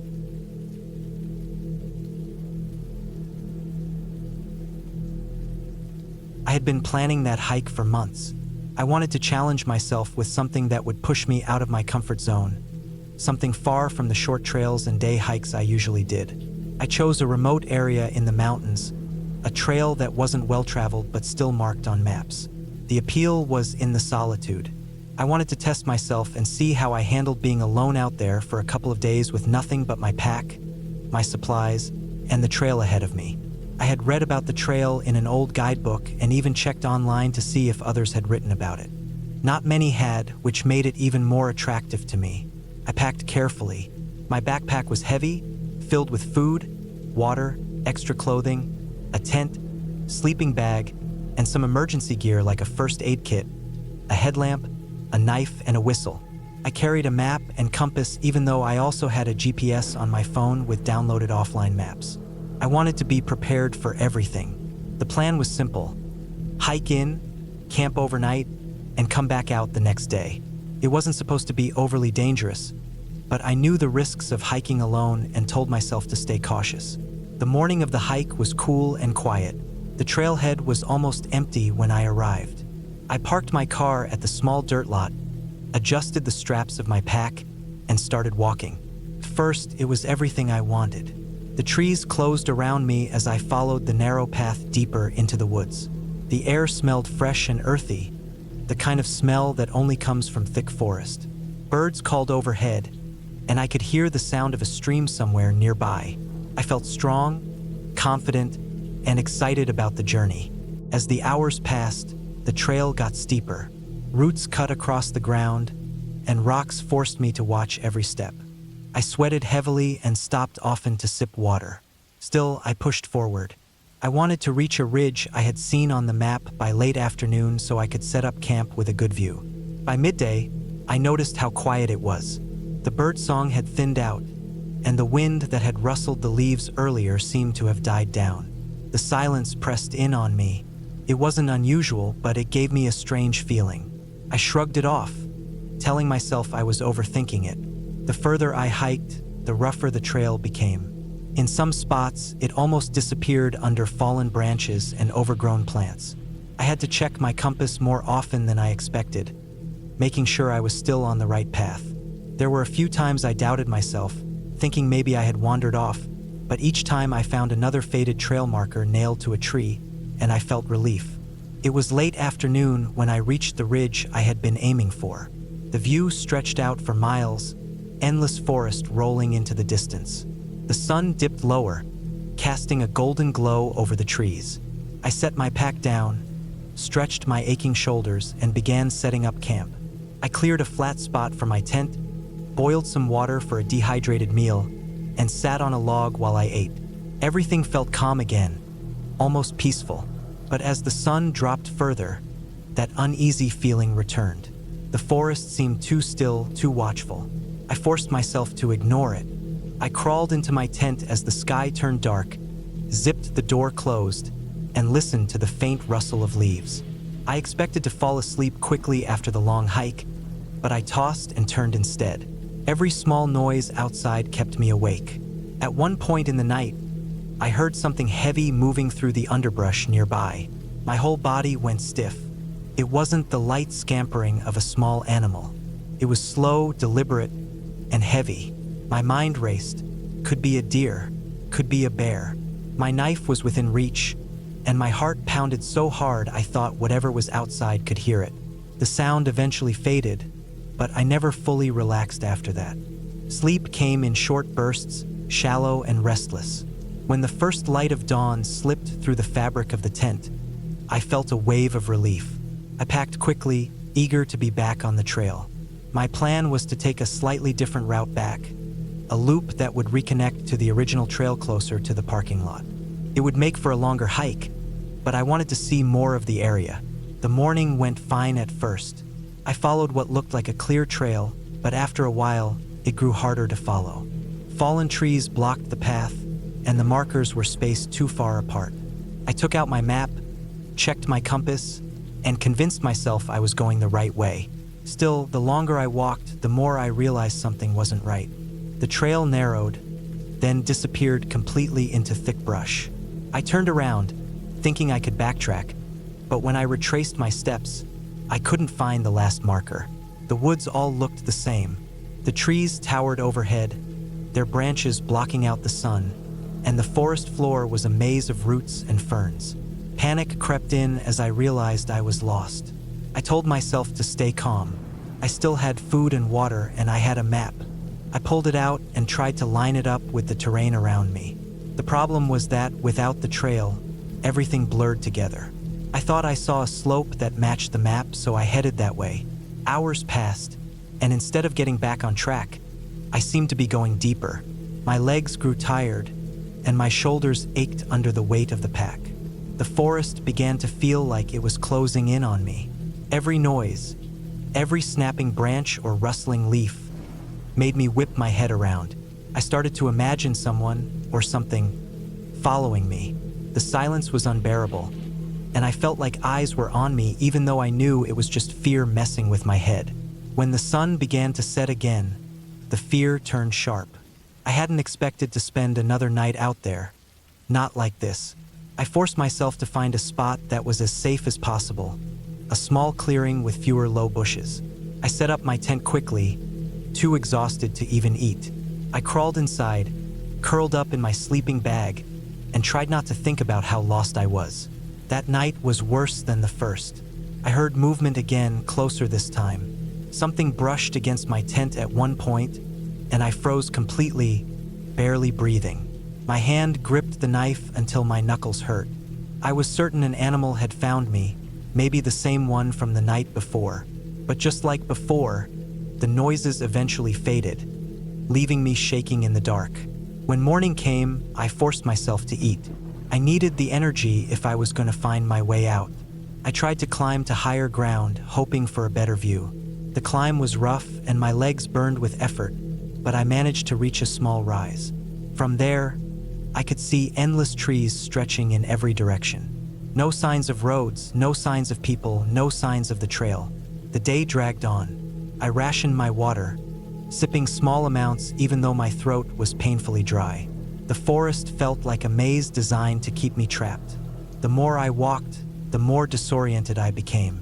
At times, I thought I saw paths forming, but they always led to dead ends. As the hours passed, my mind grew foggy from dehydration and exhaustion. My thoughts twisted into worst-case scenarios. I imagined search teams looking for me, imagined my car sitting abandoned in the lot, imagined the possibility that no one would find me in time. The fear of dying out there pressed down on me. Another night came, and this time I didn't even bother with the tent. I was too weak to set it up. I lay on the ground wrapped in my sleeping bag, listening to the forest.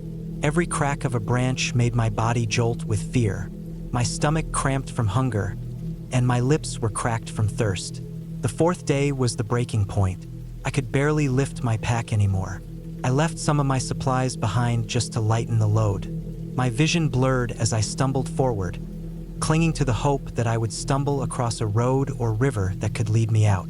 Late that afternoon, I finally heard something different, the faint sound of running water. It gave me a surge of energy I didn't know I still had. I followed the sound until I reached a small stream. I dropped to my knees and drank greedily, not even caring about filtering the water. It was cold and clear, and it felt like life itself pouring into me. Following the stream became my plan. Water usually led somewhere, maybe to a larger river, maybe to signs of civilization. I walked along its edge for hours, stumbling, slipping on rocks, but forcing myself forward. As the light began to fade again, I saw something that nearly brought me to tears. A wooden footbridge crossing the stream. It was old and weathered, but it was human-made. That meant there was a trail nearby. I pushed myself across it and found a narrow but clear path on the other side.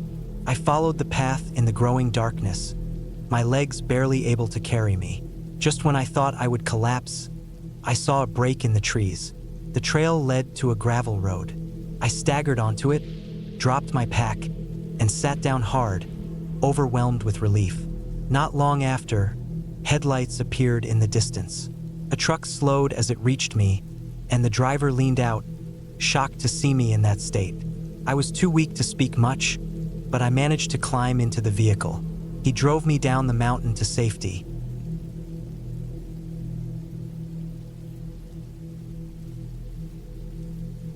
I have always liked hiking alone. It was my way of shutting off the noise of everyday life and clearing my head. I was 31 when this happened, and even though I had done many solo trips before, what happened on this hike made me rethink everything about going into the woods by myself. I can still feel the weight of that trip in my body.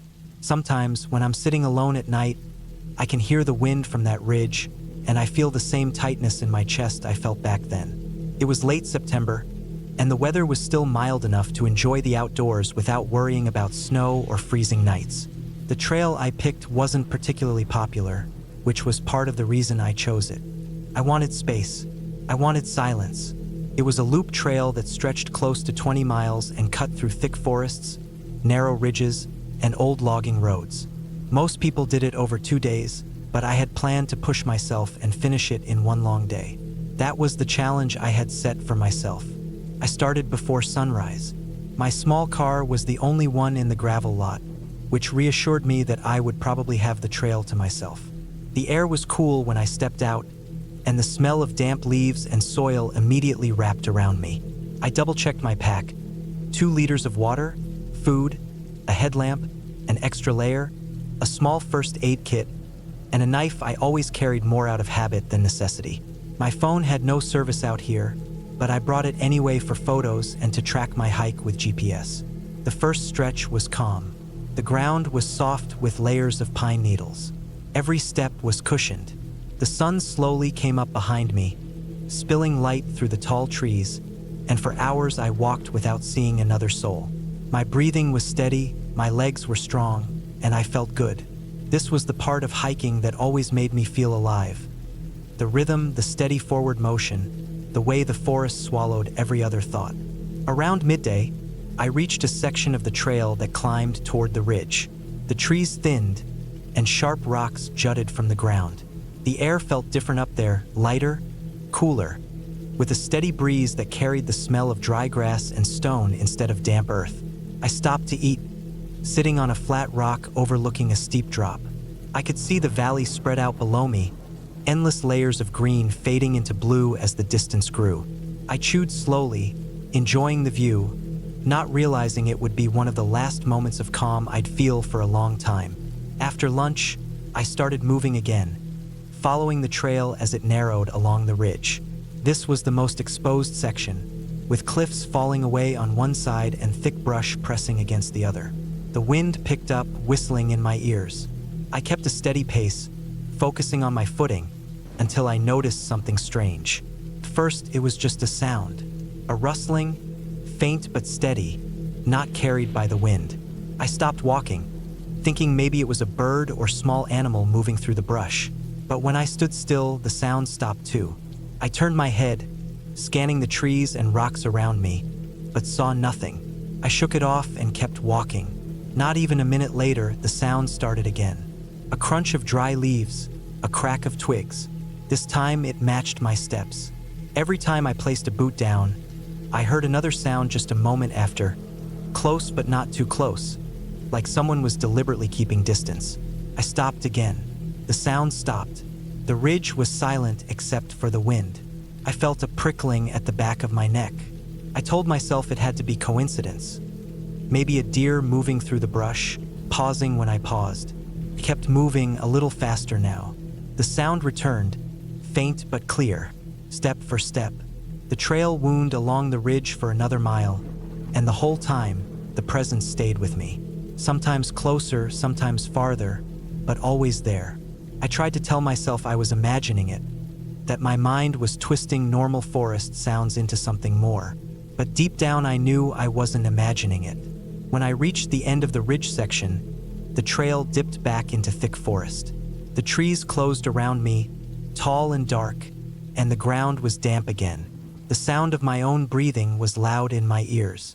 I could no longer see far ahead, the trail twisting between trunks and underbrush. I walked quickly, almost too quickly, but the noise followed. always behind me, steady, patient. I thought about stopping and calling out, but what would I say? And who would answer? The trail was supposed to be empty. The parking lot had been empty. If someone else was here, they had either come in from the opposite side of the loop or had been out here all night. Neither thought made me feel any better. Hours passed like that. My legs began to ache from pushing too hard, but I couldn't slow down. I ate while walking, not wanting to stop for more than a minute. The daylight shifted, the sky dimming through the cracks in the canopy. I still had miles to go, and I knew I wouldn't make it out before dark. That realization weighed on me heavier than my pack. The forest grew quieter as evening approached. No birdsong, no insects, just the crunch of my boots and the faint echo of something else behind me. The silence was thick, pressing against my ears. Every instinct screamed at me that I wasn't alone, that something was matching me step for step.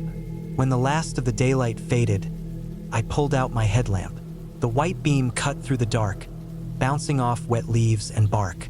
Shadows stretched long and deep, and every one of them seemed to move at the corner of my vision. My heart thudded in my chest, loud enough I was sure whatever was behind me could hear it.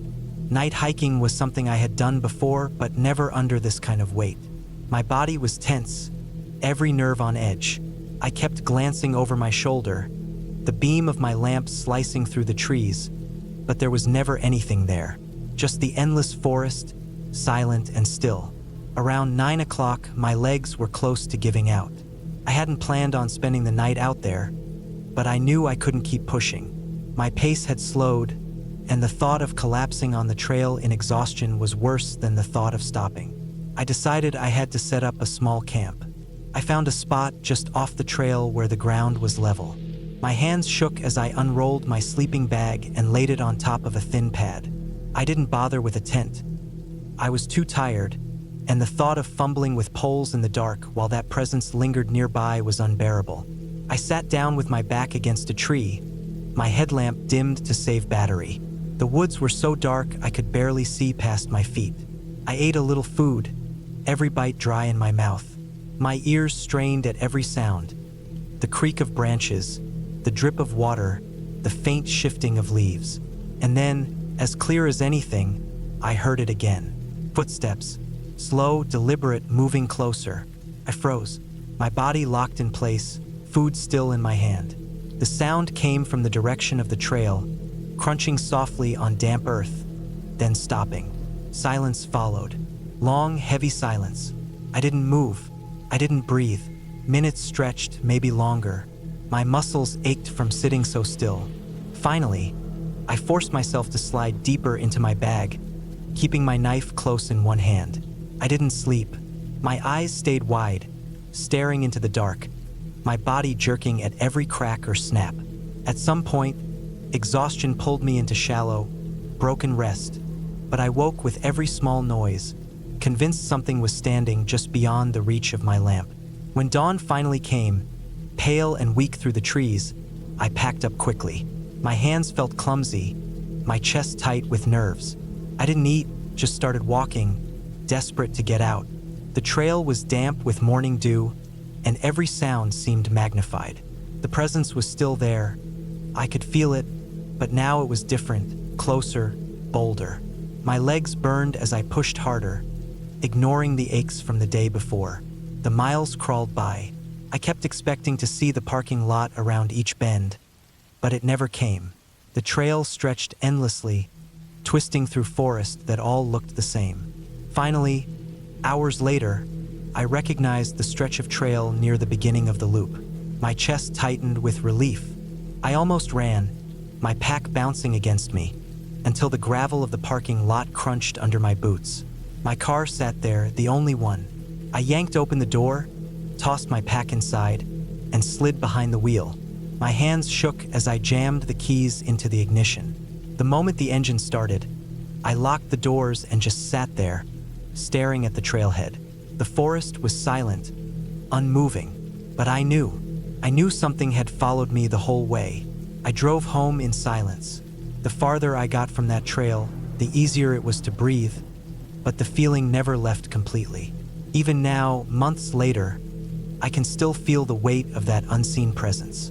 I don't know if it was a person, some drifter living out there, or something worse. I never saw them. I never got proof. But I know this. I was not alone on that trail, and I will never hike alone again.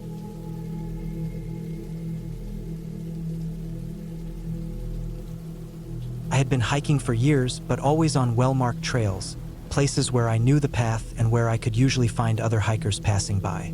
I liked being outdoors, but I had always stayed within my comfort zone. That summer, I wanted something different. I wanted to try a route that was less traveled, something that felt like more of a challenge. I had been reading about a section of forest land that wasn't far from the mountains I usually went to. It wasn't exactly a tourist spot. People went there to hunt or fish, and there were scattered trails, but nothing official. Most of it was thick woods, rough terrain, and a lot of silence. It seemed like the kind of place I wanted to test myself in. I left my car at a gravel pull-off beside a dirt road, locked it, and started with my pack and a plan to make a loop through the forest over 2 days. The map I had wasn't great. It showed logging roads, creeks, and a few marked paths, but it wasn't detailed. I told myself that was part of the challenge. I had my compass, plenty of food, a water filter, a small tent, and everything I thought I'd need. The air was humid, the forest buzzing with insects, and the sun hung low in the sky by the time I set off.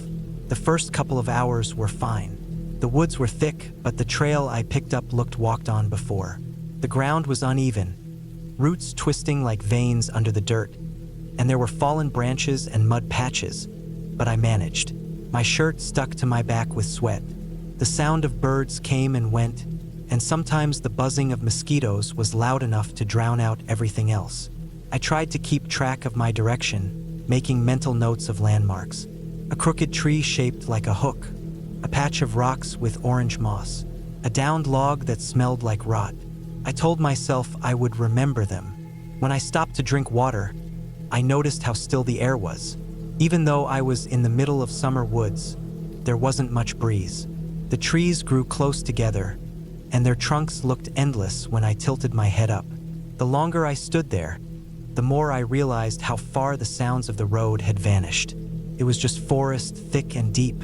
I liked the feeling at first, but there was also a weight to it, a kind of pressure, like the woods were reminding me how alone I was in them. By late afternoon, I reached a shallow creek and followed it, thinking it would take me roughly in the direction I wanted to go. The water was low, trickling over rocks, and the mud on its banks was soft and black. My boots sank into it. The bugs got worse there, swarming around my ears and eyes. I pulled up my hood just to keep them off. I filled my bottle with creek water and filtered it, but even then it tasted dirty. I remember wiping my mouth and noticing how quiet it was again. No birds this time, just the creek. Not long after, I came to a point where I had to choose. The creek bent east, but the trail I had been following, faint as it was, seemed to fade north. I studied my map and tried to match the curves of the land, but nothing lined up right. I stood there for a long time trying to decide. In the end, I picked north, thinking it looked like the better route. That was the mistake that would change everything. The trail turned rougher almost immediately, climbed uphill through a mess of rocks and roots, and soon it wasn't a trail at all. It was just forest floor, covered in leaves and debris, sloping upward. I tried to backtrack, but the creek was no longer in earshot, and when I turned around, nothing looked familiar. I searched for the crooked tree, the patch of orange moss, the downed log, but everything looked the same, just wall after wall of trees. I told myself not to panic. I checked my compass and tried to head east toward where the creek should have been. The ground was harder there, rocky and covered in thick undergrowth. My boots scraped against stones and slid on loose dirt. After a while, I realized I hadn't found the creek again, and I was just moving deeper into woods I didn't recognize. The sun had already started dropping, streaks of orange showing through the branches. I needed to find somewhere to stop. I found a small clearing, barely big enough for my tent. The ground was uneven, but I managed to set up. I ate a little food, drank water, and sat still as night closed in around me. That was when the unease started to sink in. Out there, In the middle of nowhere, the darkness is different. It doesn't just cover everything. It presses against you, wraps you in it. Every sound felt sharp. Twigs snapping in the distance, rustling in the underbrush. My brain tried to pin each noise on animals, but I couldn't shake the feeling that something was moving nearby, too close to where I was. I lay in my tent for hours, sweating even though the air cooled, listening to the forest come alive with night sounds. The wind finally moved, carrying the creak of trees bending and rubbing against each other. My heart jumped at every crack of a branch. Couldn't sleep. When I did drift off, I woke to some new noise, the quick scurry of something across the leaves, or the hollow thump of something falling. The woods never went silent. They stayed restless all night. By morning, I felt drained. My back ached from the hard ground. I packed up quickly and tried again to get my bearings. My map was useless now. None of the creeks or ridges lined up with what I saw. I followed my compass east, telling myself that eventually I'd hit a road or a clearing. The forest just kept going. Hours passed, the sun climbing high and then tilting again. My legs burned from climbing over fallen trees, crawling through thickets, sliding down embankments. My water ran low, and though I found a muddy pool, filtering it gave me only a small refill. Tasted even worse than before. My throat stayed dry no matter how much I drank. The deeper I went, the more signs of people disappeared. No cut logs, no fire pits, not even an old soda can or bottle. Nothing. It was like no one had been there in years. At one point, I stumbled on what looked like animal bones scattered in the leaves. They were picked clean, white and brittle. I pushed past them, but I kept glancing back, uneasy about what might have left them. That second night, I didn't bother with the tent. I was too tired to set it up. I wrapped myself in my bag under a tree and tried to rest. Sleep came in short bursts, each one broken by the forest. Once, I woke to a sound like heavy steps moving in the brush. I held my breath and listened. They were slow, deliberate, too heavy to be a rabbit or raccoon. I stayed frozen, heart pounding, until they faded away. I don't know if it was a deer or something else, but the idea of it circling close made my skin crawl. The next day, I tried climbing a ridge, hoping I'd get a view of where I was. It took hours, and when I finally reached the top, all I saw was more forest rolling in every direction. A green sea, endless, with no road, no building, not even smoke from a cabin. That was when the panic finally hit me. I screamed into the trees, my voice cracking, and all I got back was the echo bouncing between trunks. The woods swallowed the sound. My food supply was dropping fast. I had a couple of protein bars, some nuts, and dried fruit. I chewed them slowly, stretching them out, but my stomach growled. My legs shook from exhaustion. Every direction looked the same. My compass kept pointing, but following it felt useless when nothing changed. The weight of the forest pressed down on me, like it wanted to keep me in it. On the fourth day, I woke to rain. Cold, heavy drops that soaked me before I could pull my poncho on. The forest floor turned slick. Mud slid under my boots. The rain washed away sounds, made it harder to hear what was moving around me. At one point, I slipped down a slope and landed hard, my pack jamming into my shoulder. Pain shot through my arm, and I couldn't move it right for the rest of the day. I sat there in the mud, rain dripping from my hood, and thought about how easy it would be to just stop, to let the forest have me. But I forced myself up, couldn't quit. That night, I didn't sleep at all. Something kept moving in the woods near me. Branches cracked, leaves shifted. Sometimes it sounded far away, other times close, too close. I gripped my small knife, knowing it wouldn't do much against anything big, and sat with my back to a tree, eyes straining into the dark. My mind played tricks. Every shadow looked like a figure. Every sound felt aimed at me. By the fifth day, I was weak. My legs dragen. My lips cracked. I chewed the last of my food. My stomach gnawed at itself. My thoughts grew foggy, but I forced myself to keep moving east. I stumbled, fell, pushed on. The forest blurred together. Trees, mud, rocks, repeat. My shoulder throbbed with every step. The sounds followed me, steady, like something trailing just far enough back to stay unseen. It was late in the afternoon when I heard it. A low hum in the distance.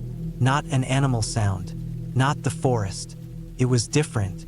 I froze, listening. Came again, faint but steady. I pushed toward it, stumbling through brush and thorns tearing at my clothes. My heart hammered.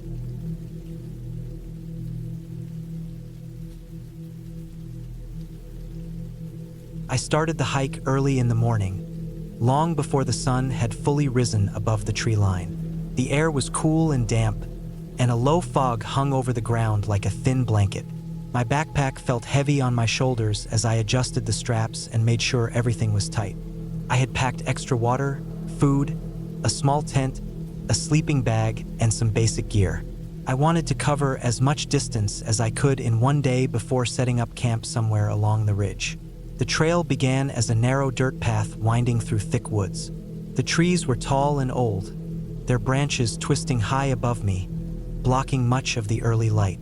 The sound of birds calling out to each other echoed through the forest, mixed with the occasional rustling of leaves as small animals moved about. I tried to settle into a steady pace, not too fast but enough to make good progress. My boots crunched on the damp soil, and every so often I would step over roots that stuck out across the path. After the first hour, I started to sweat even though the air was still cool. My shirt clung to my back, and I loosened the straps of my backpack slightly to ease the pressure on my shoulders. The fog lifted slowly, and sunlight started to filter through the branches. The beams of light cut through the trees and illuminated patches of moss on the ground. I stopped for a moment to drink water and catch my breath. The silence was heavy except for the sounds of the forest. I felt completely alone, which was both peaceful and unsettling. As the morning wore on, the trail became steeper. I could feel the burn in my legs as I pushed upward, climbing switchbacks that zigzagged up the hillside. Sweat dripped down my forehead, and I wiped it away with the back of my hand. I focused on the rhythm of my steps, the sound of my breathing, and the way my heart pounded in my chest. There was a strange comfort in the physical effort, even though it was exhausting. After a long climb, the trees opened up slightly, and I could see the ridge in the distance. The mountains stretched far ahead, their peaks sharp against the pale sky. I stood there for a while, staring out at the view. The sense of scale was overwhelming, as if the land went on forever. I felt small, like a speck in the middle of something vast and uncaring. I continued walking, but as I did, the trail grew narrower and less maintained. Fallen branches littered the path, and in some places, it was hard to tell if I was still on the right route. I had a map in my pack, and I checked it often to make sure I was going the right way. The trail markers were faded, and some were missing altogether. My sense of direction was usually good, but the forest seemed to twist and turn in ways that played tricks on me. By midday, the sun was directly overhead, and the heat had grown stronger. I stopped again to eat some food. I sat on a rock, pulled out a granola bar and some dried fruit, and chewed slowly while staring into the trees. The woods were quieter now, almost too quiet. The birds had gone still, and even the rustling of small animals seemed to have stopped. It was as if the forest itself was holding its breath. I drank more water, but I couldn't shake the strange feeling crawling at the back of my mind. When I started hiking again, I noticed the trail began to descend into a darker part of the forest. The trees here were packed tighter, their branches interlacing to block most of the sunlight. The air grew cooler, and the ground was damp with patches of mud. My boots squelched as I walked, and I tried to step carefully to avoid slipping. The path was faint, and in some places it looked like no one had walked it in a very long time. The deeper I went, the more uneasy I felt. I told myself it was just because I was tired, but the silence pressed against me like a weight. My footsteps echoed louder than they should have, and every sound I made seemed to carry too far. I kept glancing over my shoulder, convinced that someone or something was behind me, though I saw nothing but the trees. Hours passed, and I realized I had made a mistake. The trail was gone. I had followed what I thought was the path, but it had faded until there was nothing left but forest floor. I stopped, set down my pack, and pulled out the map. I tried to orient myself, but the dense woods made it nearly impossible. Landmarks that should have been clear were hidden by endless trees. The ridge I had seen earlier was no longer visible. I turned back the way I came, or at least what I thought was the way I came, but soon it all looked the same. Tree after tree, patch after patch of moss, the same thick undergrowth everywhere. My chest tightened as I realized I was no longer on any kind of trail. I was deep in the woods, off course, and alone. Panic bubbled in my stomach, but I tried to stay calm. I reminded myself that I had supplies. I had food, water, and a tent. I could survive if I needed to. I just had to find my way back. I started marking trees with my knife as I walked, cutting small slashes into the bark so I would know if I circled back on myself. The day dragged on, and the light began to fade. The forest grew darker, shadows stretching long across the ground. I knew I had to set up camp before night fell completely. I found a small clearing and set down my pack. My hands trembled slightly as I pitched the tent, the fabric flapping as a breeze picked up through the trees. Once it was up, I crawled inside and unrolled my sleeping bag. The small space felt both safe and suffocating. Outside, the forest came alive with night sounds. Crickets chirped, and unseen animals moved in the underbrush. I lay in the dark, listening to every crack of a twig, every rustle of leaves. Each noise set my nerves on edge. I tried to sleep, but every time I closed my eyes, I imagined something creeping closer to the tent. My breathing was shallow, and sweat collected on my forehead despite the cool night air. At some point, exhaustion overtook me, and I drifted into a restless sleep. I woke in the middle of the night to a sound, something snapping loudly just outside the tent. My eyes shot open and my heart raced. I held my breath, listening. The sound came again, closer this time, followed by the crunch of footsteps. I froze. The footsteps circled slowly around the tent, deliberate and heavy.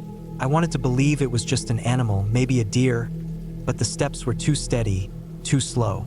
I lay completely still, every muscle tense. The sound moved behind the tent, then stopped. The silence that followed was worse than the footsteps. I waited, barely daring to breathe, until finally the sound moved away, fading into the distance. I didn't sleep after that. I lay in the dark until the first light of dawn filtered through the fabric of the tent. When it was bright enough, I packed up quickly and started walking again. My body ached, and my eyes burned with exhaustion. I didn't know where I was heading, but I just needed to move, to put distance between myself and whatever had been near my tent. The forest seemed even more confusing in the daylight. I checked the trees I had marked, but none of them appeared familiar. It was as if the forest had shifted overnight, rearranging itself into a maze with no clear exit. My stomach growled, and I ate a little food while I walked, though it barely settled my nerves. As the day wore on, I stumbled across something that froze me in place. On the ground, pressed into the mud, were footprints. They were not mine. They were larger, heavier, and fresher than they should have been this deep in the forest. They led off into the trees, the same direction I had been walking. My mouth went dry as I stared at them. Someone else had been here, maybe the same person who had circled my tent during the night. I didn't want to follow the prints, but the forest gave me no choice. The direction they led seemed to be the only path forward. I kept moving, glancing constantly over my shoulder, my nerves stretched tight. Every broken branch, every sound in the distance made me flinch. The second night came quickly, and I had no choice but to camp again. I set up the tent in a hidden spot between thick bushes, hoping it would be less noticeable. Darkness fell heavy, and again the forest came alive with sound. I lay awake for hours, my ears straining for footsteps. At some point, I must have dozed off, because I woke with a start to the sound of something brushing against the tent fabric. My breath caught in my throat. A shadow moved across the thin wall of the tent, tall and unmistakably human. I stayed frozen, my body rigid with fear, until the shadow passed. The footsteps moved away, slow and deliberate, fading into the woods. I couldn't believe it. Someone was out here, watching me, following me. By morning, my nerves were frayed to the breaking point. I packed up quickly and started walking faster, almost running at times, even though my legs ached with every step. The footprints appeared again throughout the day, always fresher than they should have been, always just ahead of me. Whoever it was, they knew the forest better than I did. They were leading me somewhere, or waiting for me to break down. On the third day, I finally saw a change in the forest. The trees began to thin, and the ground sloped downward. In the distance, I heard the faint rush of water.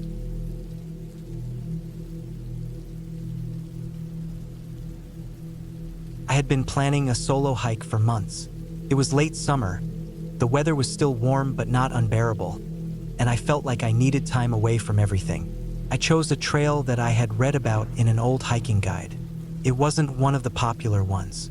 It was in a more remote part of the range, not too far from where people usually went, but far enough that the guide had warned the trail was rough and rarely maintained.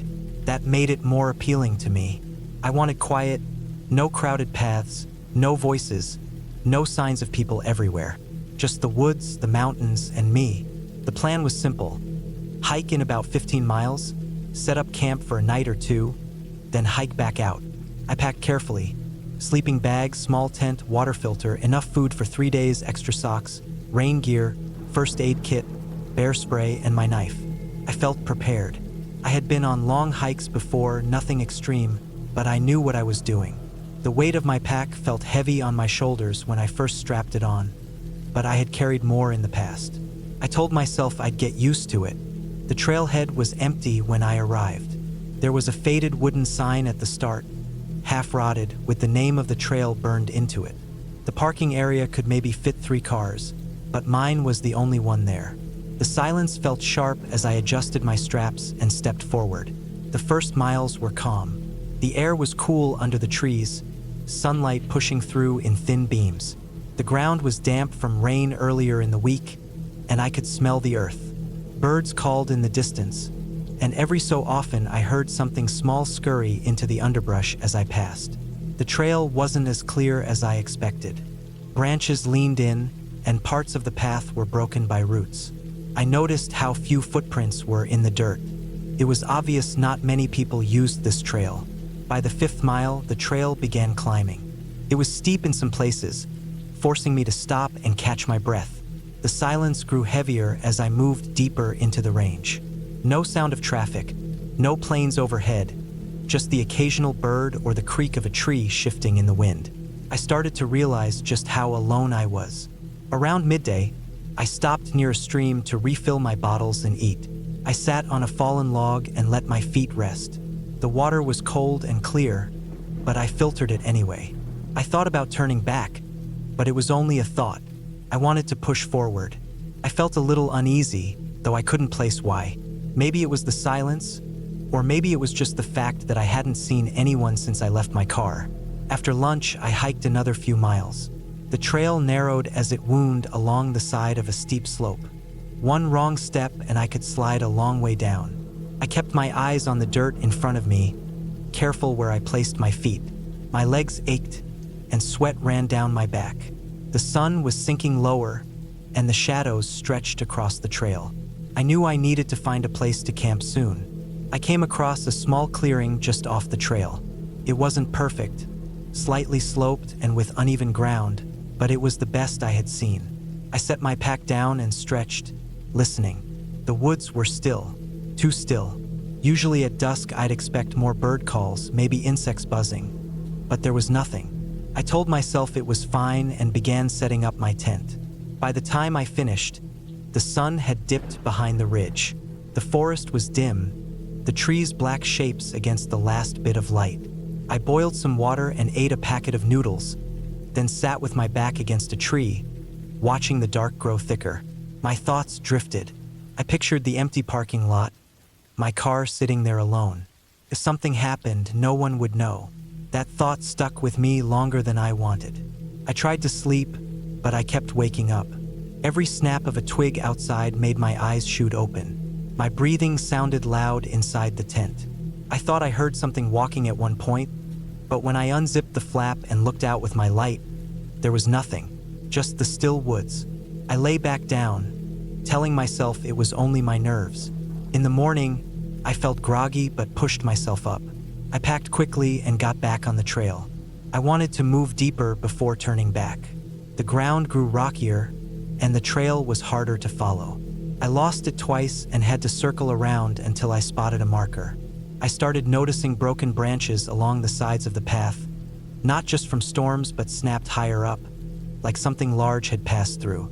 I told myself it was moose or elk, but I never saw any. By afternoon, the sky changed. Clouds built up fast and a wind cut through the trees. I smelled rain before it started. The trail grew slick as water ran down it, turning the dirt to mud. I pulled on my rain gear, but my boots still filled with water. My legs were heavy with every step, and the slope made it worse. Then I slipped. My boot caught on a root and I went down hard. My knee smashed into a rock, sending pain shooting up my leg. I lay there in the mud for a minute, gritting my teeth. When I finally pushed myself up, I could feel swelling starting. I tested my weight, and though I could walk, every step was sharp pain. My stomach twisted with fear. 15 miles in, no one around, and now I had an injury. I wanted to set up camp again, but the rain made it impossible. Everything was soaked, and I needed to keep moving or I'd get cold fast. I limped along, trying to steady myself with my trekking pole. The trail curved tighter around the mountain, and the drop beside me seemed endless. My hands shook as I gripped the pole. When the rain eased, I found a dry patch beneath some thick pines. I set the tent and crawled inside. My knee was swollen, and I wrapped it the best I could with the bandage from my kit. I ate some jerky, though I had no appetite, and lay there listening to the forest again. That night, I heard footsteps, slow, heavy, not far from my tent. My heart hammered in my chest. I grabbed my knife and lay still, barely breathing. The steps crunched in the wet leaves, paused, then moved again. I thought of elk, but elk didn't usually move that quietly. I thought of a bear, and the thought froze me. The steps circled once, then faded away into the dark. I didn't sleep again after that. At dawn, I packed up and decided I needed to head back. My knee hurt with every step, but I pushed myself forward. The trail seemed longer than before, twisting on and on. At one point, I realized I had taken a wrong turn. The trail split without a marker, and I had chosen the wrong path.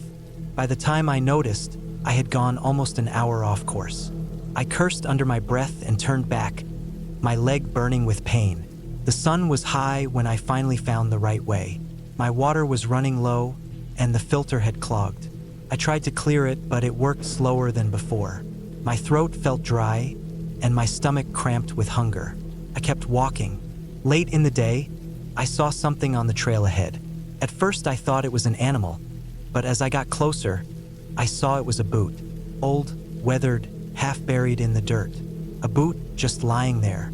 No sign of the other, no pack, no person. I stared at it for a long time. My skin crawled. I didn't pick it up. I just walked around it and kept going. The forest seemed darker after that, even though the sun hadn't set yet. Every sound made me flinch. Branches creaking, wind moving leaves. It all felt too close. I forced myself forward, limping faster, wanting out more than anything. By the time I reached the clearing where I had camped the first night, the sun was setting. I thought about stopping, but the idea of spending one more night out there made my stomach twist. I decided to push on in the dark. The trail was barely visible under the weak beam of my headlamp. My injured knee wobbled, and more than once I almost fell. I kept telling myself the parking lot wasn't far. I imagined my car sitting there, waiting. Hours passed. I was shaking with exhaustion, my clothes damp with sweat. The beam of my headlamp caught the wooden sign at the trailhead, and I almost cried. My car was there, untouched. I limped faster, threw my pack in the back, and climbed into the driver's seat. I sat there for a long time before I could even turn the key. My hands were shaking so badly I could barely grip the wheel. I looked at the trail one last time. The trees stood silent, black against the night sky. I thought about the footsteps I had heard, the lone boot, the silence that had followed me the whole way. Then I started the engine, turned on the headlights, and drove away, not looking back.